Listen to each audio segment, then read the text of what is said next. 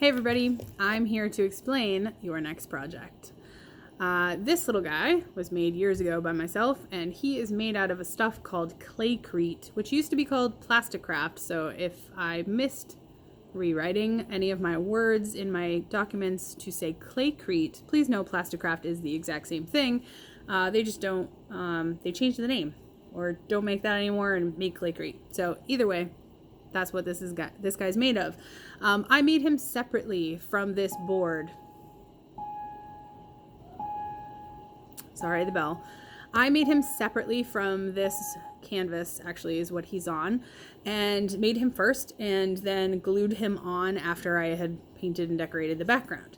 So you guys can work that way, or there is an alternative way to work. You're going to have a board, which is a mixed media type board like this. That's the back, the front, and it's pretty thick. It's like a thick, really thick cardstock. Well, it's thicker than cardstock, but you can build right on top of this with the claycrete if you wanted to. There are some pros and cons, so that's what I wanted to go over with you. The way one, okay, the pros are, while you are waiting for your figure to dry, you can get started right away on the background, okay? Your figure is also going to stand out a little bit more, not necessarily this way, but it's going to stand out because your background is so flat against your piece. So it's going to easily be seen in the foreground of your image. You're going to have absolutely no downtime if you do it this way, because you don't have to wait for your figure to dry. Well, you know, yes, you have to wait for your figure to dry, but you can be doing other things so you can work right on the background. The cons of this is that you may have to cover up some of your background that you liked when you're adding your figure later if you didn't really plan very well for that. You could have some trouble gluing your figure on or making a mess with the hot glue. You want to try to keep it really slim so you can't really see it. If I really look at the edge of my guy, you can see the hot glue. But you could make a mess with that, so that could be a con. You could leave too large of a gap in the background if you don't pay attention to the size of your figure. So if I tried to just expose the board underneath and kind of paint the background around him, I may have missed some pieces. I didn't do that. I covered the whole thing, which is the best way to do it. So this is the preferred method of working, I would say, because it is going to create probably the most success and the least amount of interruption to your kind of daily work, okay? And the suggested reason for choosing this method, especially if you're not quite sure what you want your image to look like in the end and you want to kind of go through that process where you kind of test some things out as you go, this way is going to work really well for you because you can try some different things in the background, see what you like best before committing to it. You can also concentrate on your figure first and then take your time planning and creating your background. You will want to pay attention to how your figure will connect to the picture, and you may want to leave just a small spot of just the board to glue your figure on to make sure you're not putting another material that you can't glue onto. So the paper to paper will glue really well, but the paper board will glue really well, but if you put like magazine images and you didn't glue them down very well, they could come off. So the second way to work, I do not have an example right now, but I will in a video later. You can take this board and you can use the plasticraft and you can connect it and build right on top of this.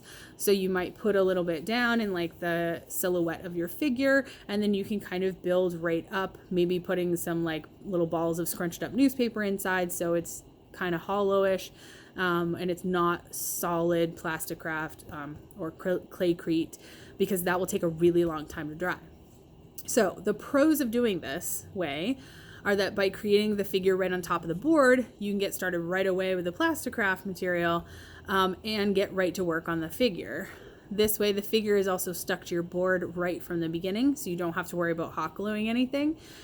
You can also utilize the the claycrete by adding shallow accents in your background. So if you wanted to actually just use the claycrete material and not do any like collaging or anything like that, just claycrete and then painting at the end, then you could do that this way. So if you wanted to add like a tree in the background, you can build up a little tree. You can even do some texture with leaves and whatnot.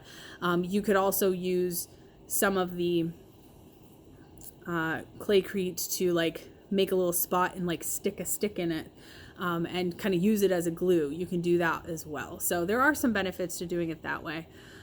The cons are that you are going to have to wait quite a while for this to dry before painting or collaging the background. You'll be kind of stuck for a little bit in your process.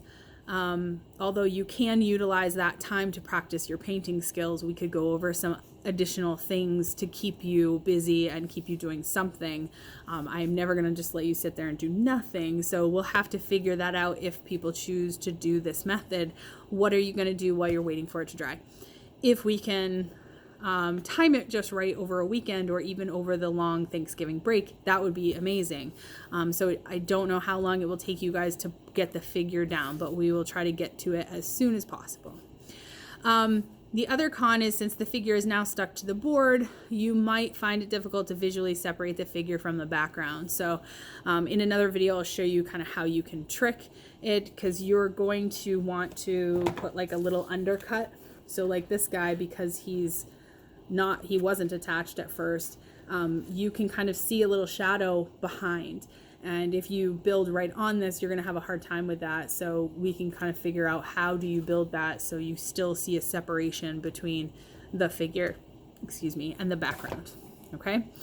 So there are a few steps to this process, to this project. And the first project or step is human proportions worksheet. So you will have to open up that classwork. You have 2 days to do that. So Monday and Tuesday, whatever dates those are, I think they're the 16th and 17th of November. You are going to first work on facial proportions, and then you are going to work on full body proportions and how a person is about 8 heads tall. So you're going to do those two things. You're going to watch some videos, and then you're going to do a sketch and just follow the directions on that worksheet. Once you finish that, if you're ready before I introduce it to you, you are welcome to just keep going. Everything is written out for you guys. I tried to do this on purpose so people weren't feeling behind, and you can do the first planning steps faster if you prefer that, and then get right to work. So step 2 is you're going to create a story brainstorm and a sketch. Within that assignment, there is also a short playlist for you that you can watch, just one video about the foreground, middle ground, and background, so you understand that if you don't already. If you get it, if you understand it, you remember learning about that, then you can skip that part, okay? But that will come first in that step 2. Step 3 is understanding how to use claycrete. And I have a playlist that I'm going to put on there for you for step 3. But let me tell you, it's not perfect. And I'm going to make you a new video before next Friday so you can watch that. Once that stuff is done, you guys will begin step 4, which is begin to work. But you need to make sure that you check with me before you're ready to make sure that you really are truly ready to begin this process and you've done all the steps that you need to do. You are throughout this project, once you start on that, whatever day you start, you are going to take a picture of whatever you've done that day every day at the end of class. And I don't want you to forget, and I'm going to try to remind you at the end of every class, but you need to take a picture and put it on that slideshow every day so I can go back and see exactly where everybody is and what you've done each day. And it will help so many different situations that I want you guys to make that a habit, that while you're working on a project, you take a picture at the end and then you put it on. Okay? So I want you to do your best. I want you to reach out if you need anything, if you have any questions, and please try to turn the steps in on time, or even work ahead. That would be great. And something that I like to say to everybody is I want you all to be brave. If you can be brave, you can be creative, and that's it. So enjoy, have fun.